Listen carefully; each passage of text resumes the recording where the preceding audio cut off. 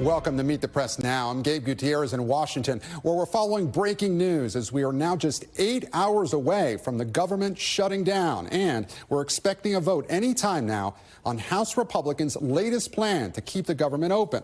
This new bill comes after Republicans huddled for hours today trying to figure out a way forward after a Trump-backed bill failed on the House floor last night. That came after the president-elect's opposition tanked the bipartisan deal that was announced earlier this week. So where are we right now? Well, Speaker of the House Mike Johnson said in the last hour that he will brief President-elect Trump on the new plan, which, according to sources, involves a package to extend government funding through March 14th, disaster relief, and an extension of the Farm Bill. It does not include what Trump explicitly called for, either an abolishment or suspension of the debt ceiling. That 11th hour demand from the president-elect on the debt ceiling was part of the bill that failed dramatically on the House floor last night after 38 House Republicans joined Democrats to vote against it. Now, this afternoon, Speaker Johnson was tight-lipped on the details, but promised House Republicans were united and that a shutdown would be avoided. There is a unanimous agreement in the room that we need to move forward. I will not telegraph to you the specific details of that yet because I've got a couple of things I got to wrap up in a few moments upstairs, but I expect that we will be proceeding forward. We will not have a government shutdown, and we will meet our obligations for our farmers who need aid, for the disaster victims all over the country, and for making sure that military and essential services and everyone who relies upon the federal government for a paycheck is paid over the holidays. And unlike yesterday, when Republicans crafted a slimmed-down bill to appease President-elect Trump without consulting Democrats, today, Minority Leader Jeffries telling reporters, quote, the lines of communication have been reopened. Trump and some congressional Republicans tried to blame Democrats for last night's bill failure, but the behind-the-scenes negotiations today suggest the party may be willing to buck Trump to fund the government, facing a reality that with a divided Congress, they need Democratic support to get things done. And joining me now is our NBC News team on Capitol Hill. Ryan Nobles has the latest on the House Republicans' plan, and Garrett Haake is following the reaction within Trump world. Ryan, I want to start with you. We're now expecting a House vote on government funding, disaster relief, and the Farm Bill, but no debt ceiling. So how confident are Republicans that they can get Democrats' much-needed support on this? That is an open question right now, Gabe, and it is the biggest question that we are waiting to get an answer to. The House Republican Conference seems pretty settled that this is the path forward. They believe they have the votes. There is even the possibility that they'll attempt to do this with a straight up or down vote and not have to move it under suspension to get the two-thirds majority necessary. But there's still no scenario in which this package ultimately gets passed without Democrat support. It probably needs at least a few Democratic votes in the House because there are a handful of House Republicans that will never vote for a continuing resolution. And it certainly needs Democratic support in the Senate, where they still maintain the majority, and the measure would need 60 votes. So Democrats that we've talked to have not been looped in completely on this package yet. So we are going to need to wait and see how this process plays it out. And then there's also one new wrinkle that's just developed here in the last few minutes, and it's one we have to pay very close attention to, Gabe, and that is that Elon Musk is now tweeting his displeasure with what he is reading about this potential proposal. We know how that turned out last time when Musk got himself involved. Yeah, it should be interesting to see what the reaction is there. But, you know, I know a lot of people are getting looped in on this, Ryan, but without the debt ceiling aspect, is this plan that much different from the bipartisan deal? It is a lot different than the bipartisan deal, Gabe, and that's because it removes billions and billions of dollars of funding programs and policy proposals that both Republicans and Democrats had agreed upon during the early negotiating stages of this package. It includes things like, or it does not include things like funding for the restoration of the Francis Scott Key Bridge in Baltimore. It does not have funding for a childhood cancer prevention program. It removes the reform to the Pharmacy Benefits Manager program, which was going to be part of this bill. It also doesn't include the little things, well, little little, depending on your perspective, like giving control of RFK Stadium in Washington, D.C. back to the city in order for them to try and move their NFL franchise back within city limits. All of that is out of this bill. It is a very slimmed down, very narrowly focused bill. Basically, what Speaker Johnson is trying to do here is alienate the least amount of people as possible so that they can get something over the finish line to avoid at least the damaging effects of a government shutdown. And you know, Ryan, it's been such a chaotic 24 hours. Why did House Speaker Johnson bring that bill to the floor last night if he knew it would fail? It may have been a way to demonstrate to his most vocal critics the reality of the situation here, that you cannot pass something without at least some level of bipartisan support, and that Republicans were perhaps the biggest obstructionists when it comes to something like raising the debt ceiling.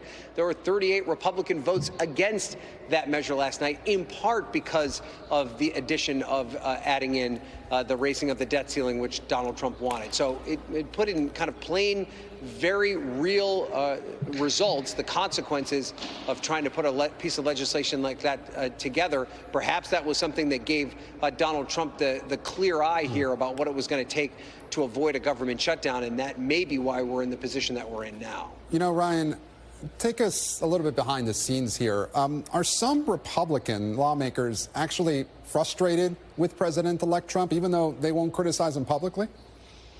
You know, every time you talk to Republicans, you know, privately and publicly, they seem to go out of their way to avoid putting any of the blame on Donald Trump. We've seen Republicans express frustration about the heavy hand that Elon Musk has had in this process. There are a number of House Republicans that are frustrated with the way that Speaker Johnson has handled himself.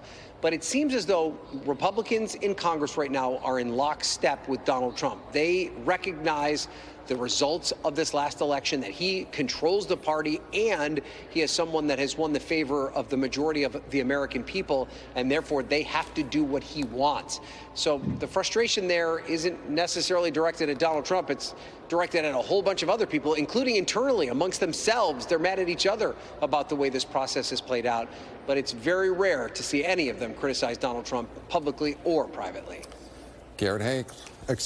Ryan Nobles, live for us on Capitol Hill with the breaking developments. Ryan, thank you so much. And now I want to turn to Garrett Haake, also on Capitol Hill, but also covering the Trump transition. And Garrett, we just heard from Ryan there that Elon Musk has weighed in. What's the mood in Trump world over the last 24 hours? Well, look, the mood in Trump world has been frustration that they are in this position. I spoke to one source close to Trump, familiar with his thinking about this, who told me that he believes Mike Johnson should have tried to handle this debt limit issue a long time ago, a month ago, this person said, or in any one of their conversations since when Trump has brought it up. Now, there's contradictory reporting on this. It's not entirely clear when the debt limit was first brought up, in what context, or what, if anything, Mike Johnson could have done about it. But the bottom line is, I think Donald Trump tried to flex a little bit here, tried to clear some things off his plate from early January, tried to kind of establish his control over the party. And right now, we're watching that turn into more of a struggle that I think he, or perhaps Mike Johnson, realized it would be, just to get something fairly basic over the finish line in time. You know, Garrett, I know we're waiting for Trump's reaction or latest reaction, but at what point does doubling down on all this seem like he just doesn't understand the realities of legislating? Right. Well, look, I think there's two parts to that. I mean, Trump doesn't want to be seen backing a loser, right? If he realizes that this bill is going to have the votes and then opposing it again, if he opposes it and it still passes, that is definitely not the way he wants to start his holiday break and start his presidency early next year. But if he can be the closer to kill off another thing that doesn't have the votes, he might do it. He has been pretty cavalier about the prospect of a shutdown because he believes it won't damage him politically. It probably won't damage the House Republicans who would vote to get him there, and that it would be essentially Joe Biden's problem to clean up. I'm not sure if any of that is true, but if that's your viewpoint, why not continue to try to press what you perceive as your political advantage in this moment? You know, and Garrett, after this week, is the Trump-Johnson relationship ruined no matter what happens with all this? I don't know about ruined, but it's definitely strained. I think the first go-round about the debt ceiling was problematic. I think the fact that, Johnson came out last night and said they had a deal that then Trump backed, that then had 38 Republicans ultimately vote against it, created further strain. I mean, Johnson has done about as well as anybody can in managing Donald Trump and his expectations from the start of his speakership until now. But those expectations are only going to go up when Donald Trump is back in the Oval Office, and Johnson's majority is only going to get smaller. So this is the hardest job in Washington, to be Speaker of the House in this moment. And it's not clear how much longer Johnson could do it. I mean, perhaps the best thing he's got going for him is I don't know that there's anybody else who could do a demonstrably better job, and that may be part of his argument for keeping it. You know, and Garrett, Trump has also threatened primary challenges to those who defied him. How much do Republicans care at this point?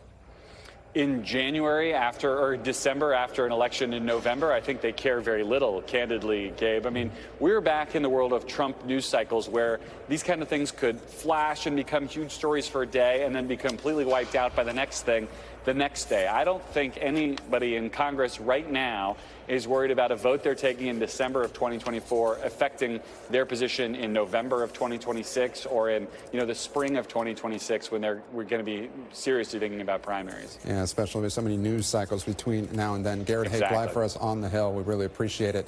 And we're going to go back to the breaking news on Capitol Hill in a moment, but we've got breaking news out of Germany to bring you right now. Officials say a suspect is in custody after a vehicle drove into a crowded Christmas market in an eastern city. Officials there say one person has been killed and 68 others injured. We want to warn you that some of the video is disturbing. NBC News correspondent Danielle Hamamjian has been covering this story, and she joins me now. Danielle, what do we know exactly about what happened at that market? Well, there's still a lot we don't know, but as you say, officials have confirmed that one person was killed, but I have to say that number is expected to rise as the evening progresses. Dozens have been injured, at least 68 people.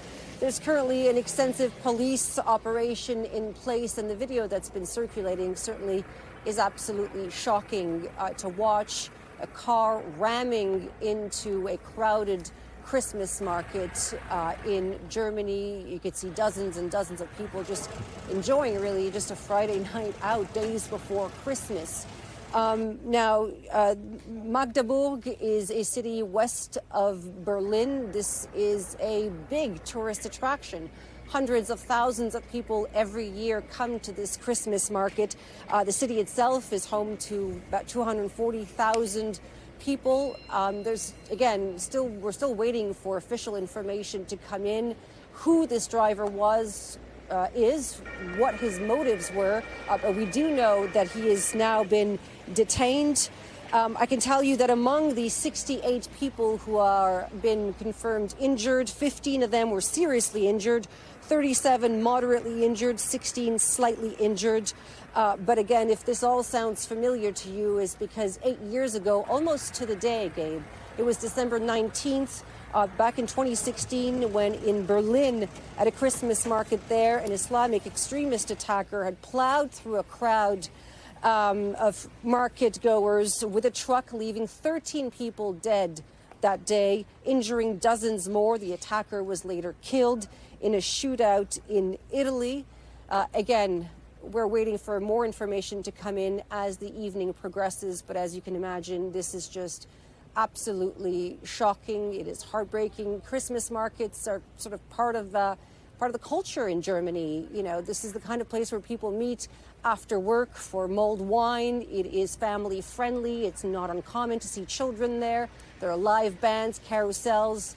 And again, this is one of the most popular Christmas markets in Europe. Hundreds of thousands of people come every year to the Magdeburg Christmas market. And so, again, according to local officials, one person confirmed dead so far, but that number, as I say, is expected to rise. Okay? And, remarkable, as you say, that about 8 years ago, there was another similar event at a Christmas market in Germany. We know that you'll continue to follow this breaking news, and we'll bring you any updates as we get them. Thank you, Danielle. And coming up, can the nightmare before Congress be averted? I'll talk to House lawmakers on both sides of the aisle about what's going on behind closed doors and where the last-minute effort to reach a funding deal stands now. Plus, a live report from the Pentagon on the surprising number of U.S. troops revealed to be in Syria right now as top U.S. officials descend on Damascus to meet with Syria's new leaders. You're watching Meet the Press now.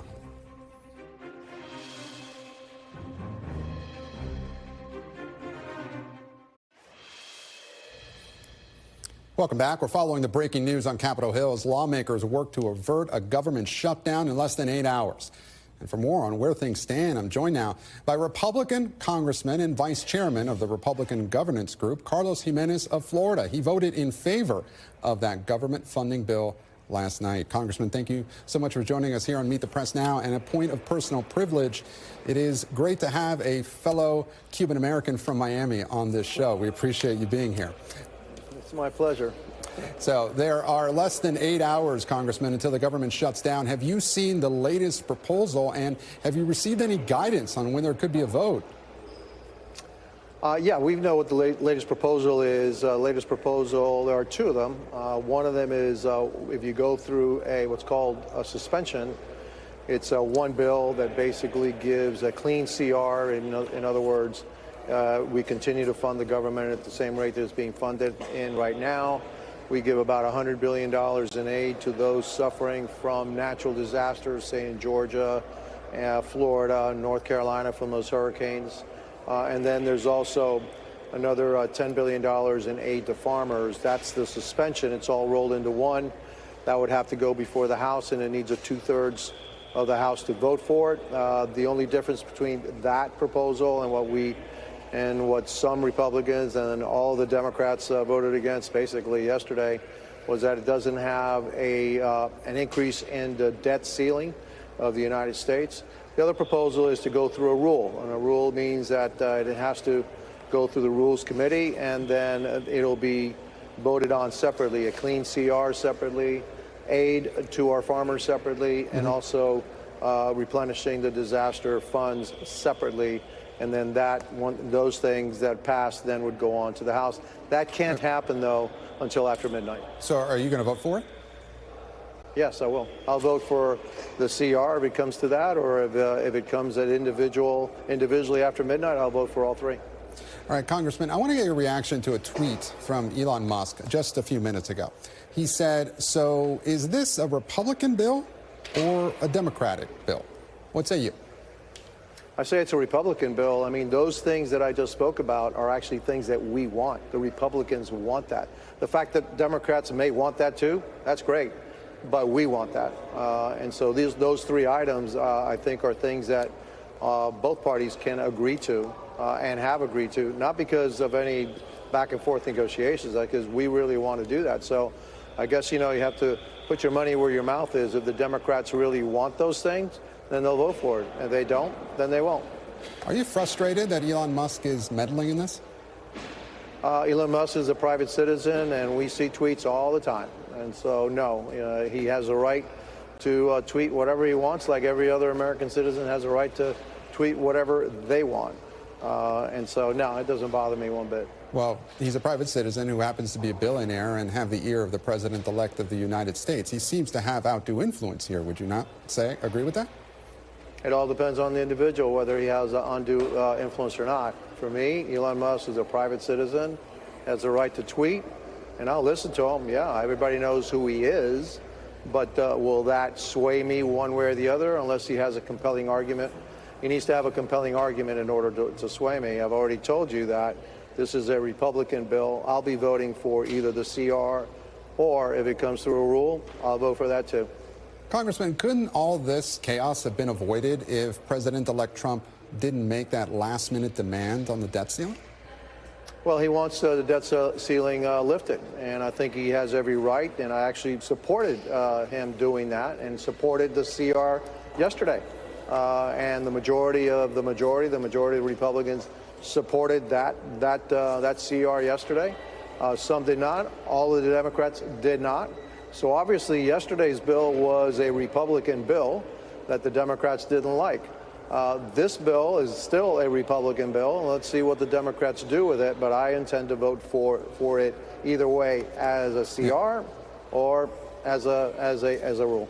And on that point, do you think you'll get support from House Democrats on this latest proposal? And was it a mistake to not include Democrats in the budget negotiations last night? Well, look, what was put on the table last night, the only thing that was added was that the Democrats hadn't seen before, was the inclusion of the the debt, raising the debt limit of the United States. Now, I understand why the Democrats didn't vote for it. They want leverage, all right, on that into the next Congress. I didn't say I don't understand why they did it, but it's only because they want leverage. Look, nobody here wants us to default on the credit of the United States, neither Democrats or Republicans. But if you're in the minority party, you can use that as leverage for whatever it is that you want to see in the next Congress. I understand why they did it, but it's not something that you should fall on your sword for. Congressman, let me play you something your colleague, Congressman Burchett, said yesterday. How can President Trump blame Democrats when the Republican House can't get on board with something to pass on their own? Well, I think it's better to, watch me shift here, but I think it's better just to blame the system.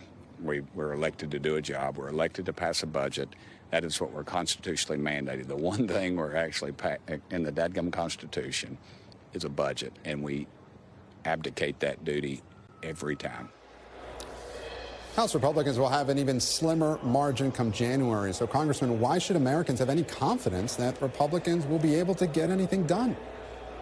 We'll get things done. We'll have the President of the United States. We'll have the Senate, and now we have the House. So we'll actually get a heck of a lot more done now than in the last Congress when we didn't have the Senate and we didn't have the President of the United States. We're going to make substantive changes, and we're going to change the direction of this country now that we have the House, the Senate, and the President. Are we going to have disagreements inside our conference?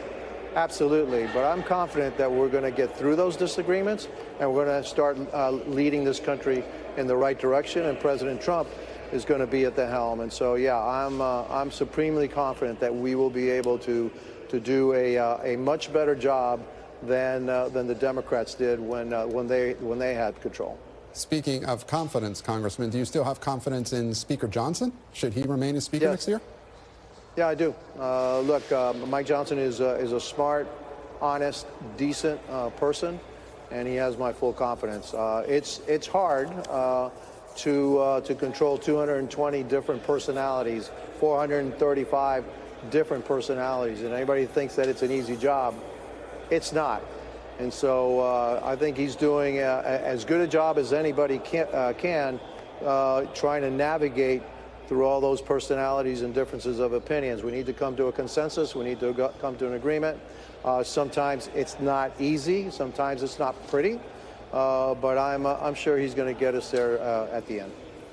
Congressman Carlos Gimenez of Florida, we really appreciate your time on this busy afternoon at the Capitol. Thank you. Thank you. And up next, we'll hear from a top House Democrat about how the first bipartisan agreement fell apart, the Musk effect, and where the White House is in all of this, with less than 8 hours until a shutdown. Congresswoman Debbie Dingell is standing by for us. Don't go anywhere. You're watching Meet the Press now.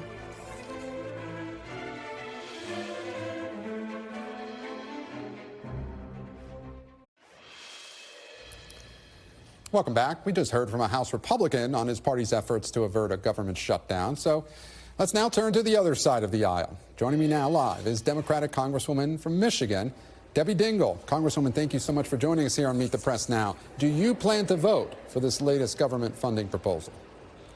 So our caucus hasn't met yet. I've heard so many rumors in the last few days, so many mistruths. I want someone to tell me exactly what's in the agreement, what it's going to be, and then we'll, as a caucus, discuss it and figure out what we're going to be doing. But our caucus hasn't even been scheduled yet. I do hope it's soon. So if this doesn't fly, are you willing to stay in Washington through the holidays to get this done? That's my job. We can, I think, our job is to keep the government open. I think a lot of people don't understand how many, we take government for granted, how many people are working and are worried about what's going to happen at the holidays, about not having a paycheck, what's going to happen at the airports to essential services. So none of my colleagues don't want to keep the government open. But if we don't have something that's going to protect working men and women, we can't vote for it, and we'll have to see what's going to be presented. So, Congresswoman, if your caucus doesn't have a meeting scheduled yet, how quickly could this happen? Well, we did not adjourn. We recessed. We will come back together fairly quickly, I would guess with 20 minutes, half an hour notice. Grapevine, a lot of grapevines up on the Hill, but you don't know what's true and what's not true, is that we may try for an early evening vote. So, but I think it's really important. The American people have heard a lot of things that aren't true about bills in the last 3 days, and I'm not talking about anything without knowing exactly what the facts are. We haven't even seen the bill. We don't have language. It's not printed. Congresswoman, there's already a lot of blame going around. Isn't it on all lawmakers to have gotten this done before, just a few hours before they needed to?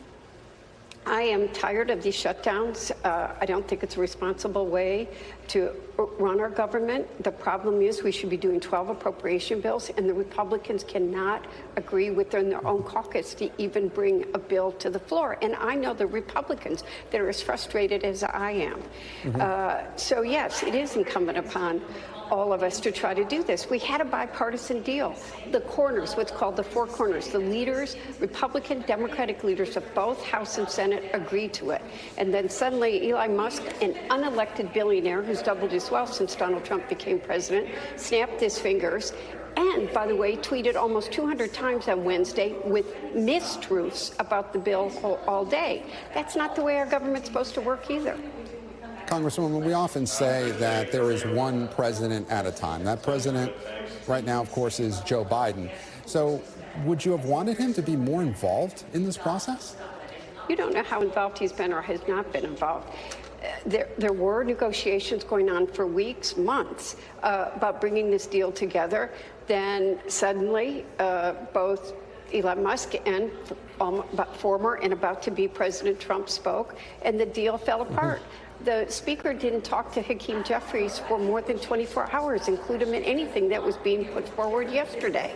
So people got to talk to each other to know what's happening. So I think people have understood the importance of communication. I want to work with my colleagues across the aisle.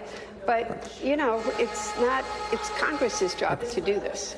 Congresswoman, the White House has said that they've been in touch with Democratic leadership on this, but the president has not spoken publicly about this in the last several days. He hasn't answered questions from reporters today. His White House press secretary did say that was part of the strategy, essentially that it was Republicans' mess, and so essentially the White House is getting out of the way here. But shouldn't Americans hear from the President of the United States just several hours before a government shutdown? I know that the president spoke to Hakeem within the last couple of hours. I know that he and his staff are staying very close to all of this. I'm not quite sure that the Republicans have been wanting to speak to Democrats a lot about this.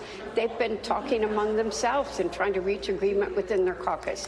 So I'm not going to let people put the blame on President Biden. It is a Republican bipartisan negotiated deal that fell apart inside the Republican caucus. We all want to work with everybody. I don't want to shut the government down.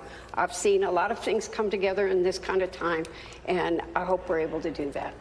At some point, Congress will also have to decide on what to do on the debt ceiling. So Trump says he wants to get rid of it, and even some Democrats agree. Senator Warren posting on X yesterday, I agree with the president-elect that Congress should terminate the debt limit and never again govern by hostage-taking. Do you agree? This is what I'm going to say. You don't just throw it out the way that it was thrown out. I think it should be a discussion. I probably agree with this hostage taking, but I also don't agree with throwing it out in the middle of what's been weeks and months negotiations and doing it because you want to give billionaires a tax cut is one of the first things that you want to do. I want to make sure that the people that I represent are also protected in everything that's going to happen, and we need to understand the whole picture. That's what is very important in all of this, and we're not getting all the facts, seeing the whole picture. That's important. Congresswoman, Donald Trump will be sworn in exactly a month. So are there areas where Democrats can work with him? For example, he told Kristen Welker he wants to do something to protect Dreamers.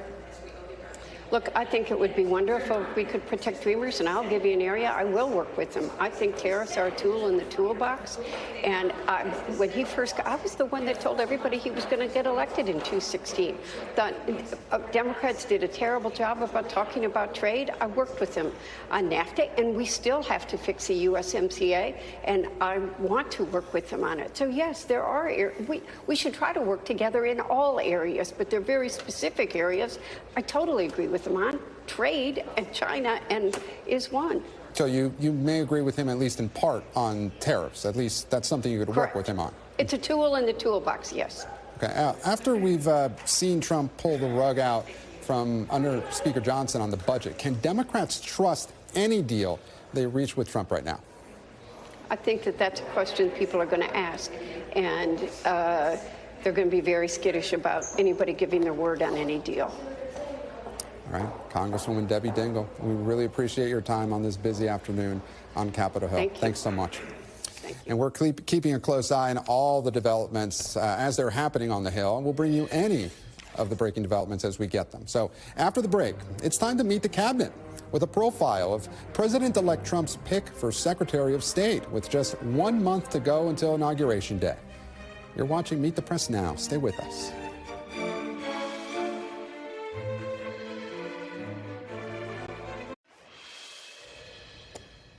Welcome back. Senior U.S. officials arrived in Damascus today for the first diplomatic mission to Syria since the fall of Bashar al-Assad's regime earlier this month.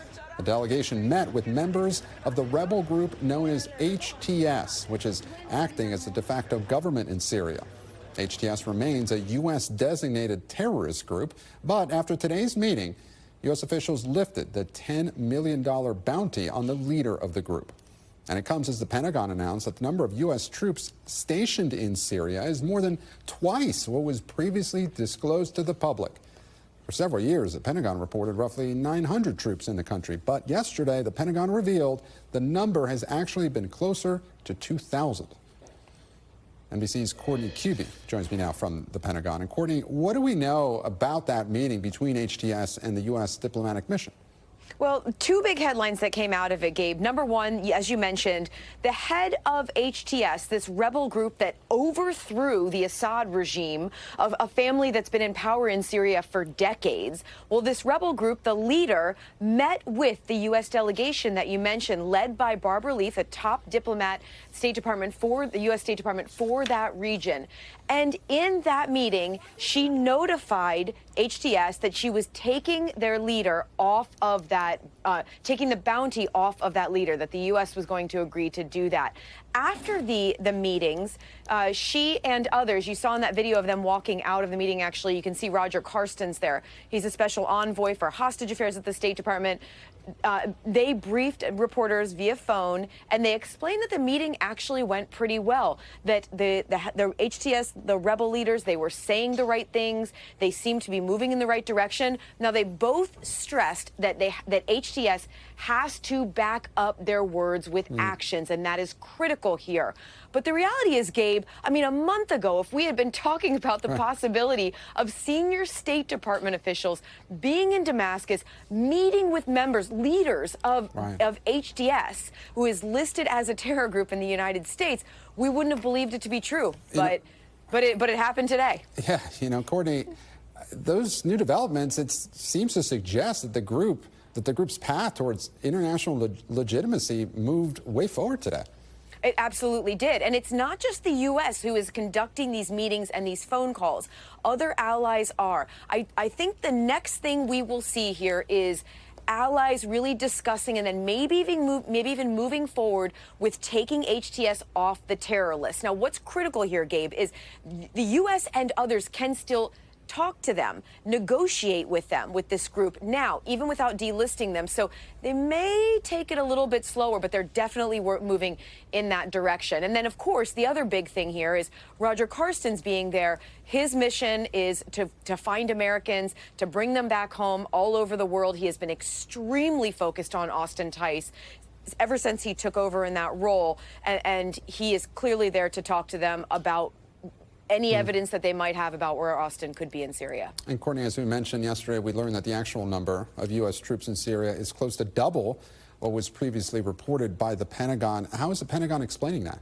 Yeah, I mean, I know a lot of viewers may say, oh, okay, so there's an extra 1,100 or 1,200, whatever it is, U.S. troops in Syria. But Gabe, I got to tell you, this is a pretty blockbuster development here. So now, for years, the U.S. military, and particularly U.S. Central Command, have been telling the American public that there are about 900 U.S. troops in Syria, primarily focused on the counter-ISIS mission. Well, we found out that for at least months, if not longer, there have been more than 2,000 U.S. troops there, all supporting the counter-ISIS mission. And why this is so confounding is the mission there has not fundamentally changed. This is not in response to what's happened with the fall of the Assad regime. It's not even in response to the attack on October 7th and just all of the tensions that have emerged in the region since then.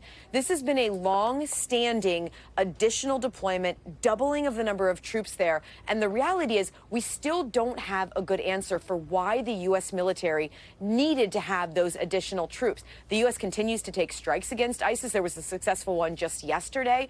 We will see more of those going forward. But again, the mission there has not fundamentally changed in this time, so it's not clear why those numbers have gone up so dramatically, Gabe. Yeah, the White House didn't give a straight answer on that either and punted towards the Pentagon. Courtney Cuvie, I know you'll continue to be on that for us. We appreciate your time. Thanks. All right, Syria and the ongoing instability through the Middle East will be one of the top foreign policy challenges facing the incoming Trump administration and Senator Marco Rubio, Trump's pick to be the Secretary of State. It will be front and center when it comes to managing those crises. Today, we're kicking off a new series digging into the background of the folks slated to be some of the most influential members of President-elect Trump's new cabinet. Here's NBC campaign embed Alex Tabet with the first installment of our Meet the Cabinet series.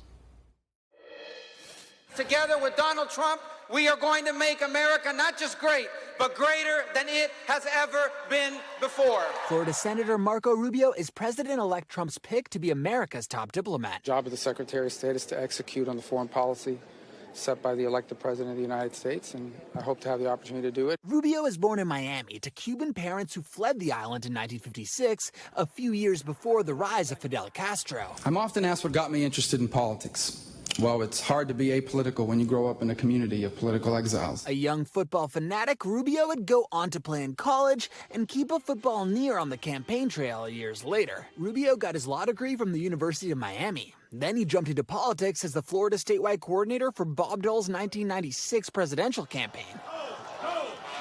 He was elected to the Florida House in 2000, became Speaker in 2006, and ultimately a U.S. Senator in 2011. There is still at least one place on this planet where it doesn't matter if your dad was a bartender and your mom was a maid. You can accomplish anything you want if you're willing to work hard for it and play by the rules. In his early days in the Senate, Rubio is part of the Gang of Eight, a bipartisan group of senators who tried and failed to pass immigration reform. It is not good for this country to have millions of people living in shadows. A member of both the Senate Foreign Relations Committee and the vice chairman of the Select Committee on Intelligence, he's known as one of China's toughest critics. The Chinese Communist Party is a challenge to the United States, unlike greater even than what the Soviet Union was, because they are a commercial rival, a technological rival, a geopolitical rival, a diplomatic rival. On Trump's promise to quickly end the war in Ukraine, I would be comfortable with a deal that ends these hostilities and that I think is favorable to Ukraine, meaning that they have their own sovereignty, that they don't become a satellite state or a puppet state. And on tensions in the Middle East, an issue where both Rubio and Trump disagreed during their 2016 presidential campaigns. Palestinians are not a real estate deal, Donald. Okay, no. A deal, They're not a real estate deal. Is a deal. Let me tell you, a deal is not a deal when you're dealing with terrorists. They've been lockstep in their fervent support for Israel since October 7th. Senator Rubio, will you call for ceasefire? No, I will not. Gaza? On the contrary. Rubio, are you filming it? Wait, I want you guys to get this. I want them to destroy every element of Hamas they can get their hands on. These people are vicious animals who did horrifying crimes. And I hope you guys post that. Rubio's worldview as a hawk on China, a pragmatist for Ukraine, and a supporter of Israel has him positioned to implement Donald Trump's foreign policy agenda. And NBC's Alex Tabet joins me now. Alex, Rubio was seen as the establishment choice here. Why do you think Trump went with him? Well, Gabe, Rubio and Trump have come a long way since those spats on the debate stage all the way back in the 2016 GOP primary. Remember, Rubio was on Trump's shortlist to be his running mate this summer before Trump ultimately went with another Senator, J.D. Vance, of course. But even after that snub, Rubio remained loyal to Trump, hitting the campaign trail with him, stumping on behalf of Trump in many of the key battleground states. Now, given Rubio's hard work on the campaign trail, given his recent loyalty to Trump, and given his foreign policy expertise, it is perhaps not surprising that he ended up being Trump's pick for Secretary of State. Gabe? Alex Tabet, thanks so much for that. And up next, breaking news. House Republicans just announced that the vote on the new plan to fund the government will happen in less than an hour. That just happened. You're watching Meet the Press now. Stay with us.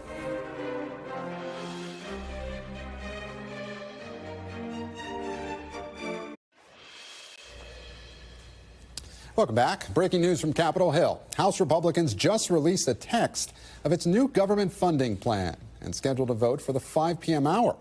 The plan does not include an increase to the debt limit and will need two-thirds support to pass. And for more, here's the panel. I'm joined by Kevin Fry, Washington correspondent for Spectrum News' New York One, Simone Sanders Townsend, former chief spokesperson for Vice President Harris and co-host of MSNBC's The Weekend, and Mike Dubke, who served as a White House communications director during Donald Trump's first term. Thank you all so much for joining me. So let's turn to the breaking news. Kevin, what are you hearing?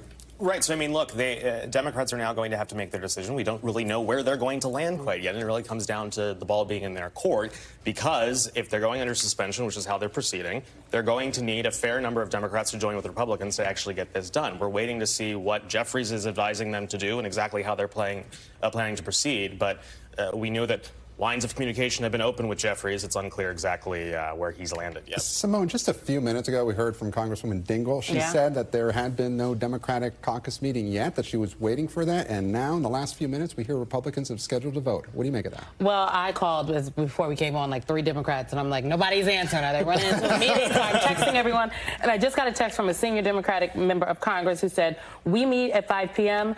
And this member says they suspect the votes will be there as long as they confirm there are no poison provisions. So to me, that says a couple things. One, that Democrats want to go home. Okay. And 2, that they want to. Christmas is literally around the corner, Mike. And 2, that they don't want to play with people around Christmas. You know, there are folks that are looking for their checks. They don't want this uncertainty. But my concern is that they are now setting a precedent. Democrats had a deal with the Republicans. Okay, now some stuff happened. The Republicans didn't have their ducks in order. Speaker Johnson has to manage up and manage down, and he didn't do that necessarily effectively. I mean, kind of hard when Elon Musk is tweeting out there. So this is, I don't think, a good precedent. If this is not the deal the Democrats originally had with Republicans. So Simone, it sounds to me like you think they should stay and fight. Yeah, I would. Okay. But you know what? I'm not an elected member of Congress, so who am I? Well, there we go. Well, Mike, does this seem like the Republicans are trying to muscle this through? I mean, Democrats haven't even met yet. Well, we've got a countdown clock. You've got a countdown clock going in the lower, yes, it's right there. corner of the screen. So I think, everyone's looking to get out of town for this. And I just say, welcome to the next 4 years. Yeah. This is just the start. I have no idea where President Biden is or, any... We will get to that, because I asked the press secretary about that. But what do you make of Elon Musk's tweet just, in the last hour or so, asking, is this a Republican bill or a Democrat bill? How much influence does Elon Musk have, and should he have this much? I don't understand this weird obsession that the Democrats, they kept referring last night to President Musk or President Elon. He is a useful tool right now for President Trump, and he is getting quite a bit of free advertising for X at the moment. Every time the news media puts up a tweet by Musk. It's all part of this orchestration that's coming out of Mar-a-Lago that I think, we saw that first vote go down. The second vote then never happened, and now we're on to Plan C. Could it be that tweet we saw a few minutes ago from Musk, I mean, do you really think he tweeted that without talking to Trump? Was that, perhaps floating out there to see what the reaction would be? Then Trump doesn't have to take a position one way or the other yet? As a non-billionaire, I don't know who talks to who first.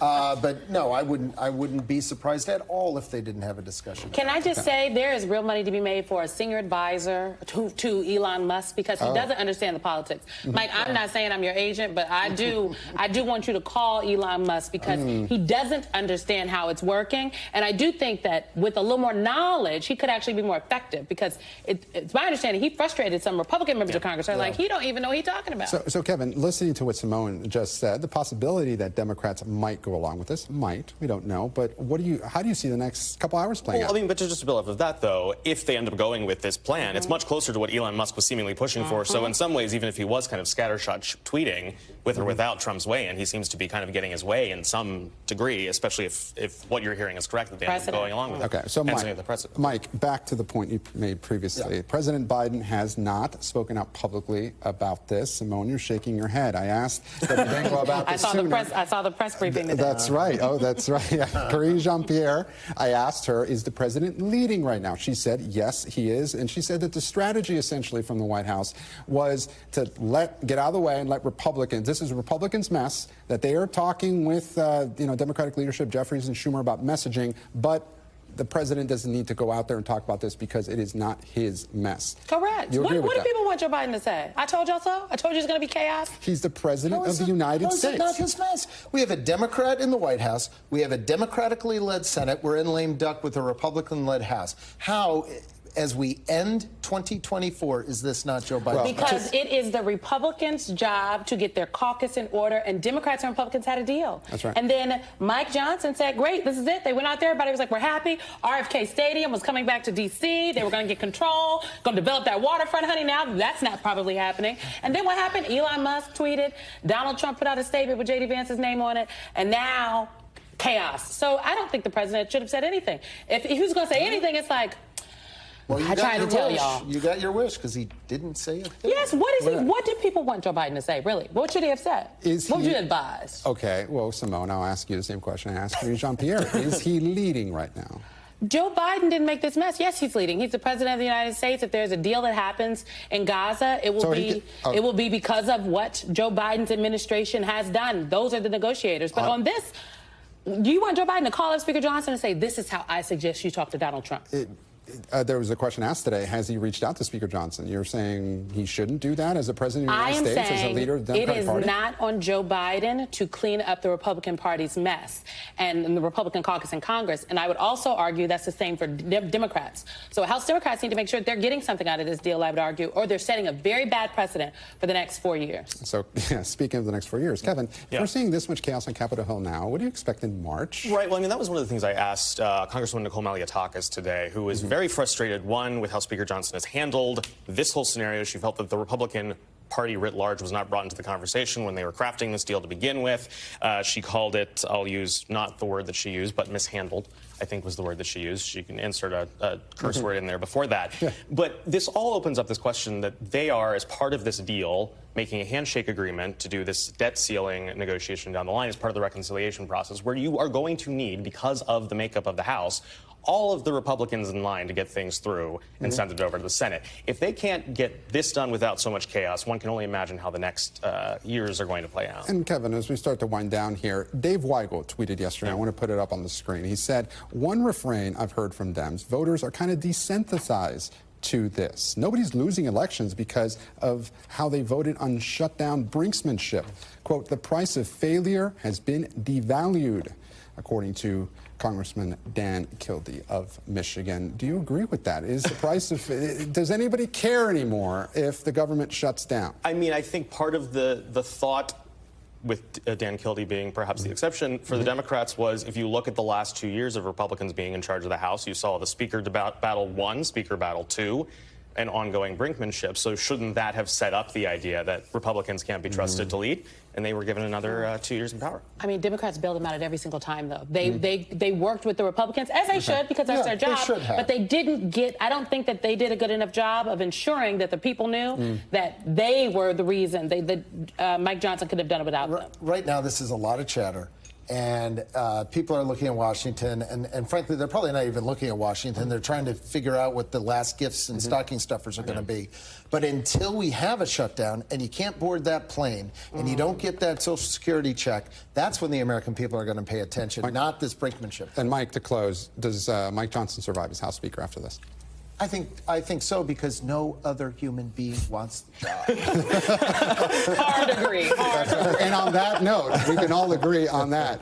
Kevin, Simone, Mike, thank you all for joining us here on the panel on Meet the Press Now. I'm Gabe Gutierrez, and we'll be back Monday with more Meet the Press Now. And if it's Sunday, it is a special edition of Meet the Press on your local NBC station.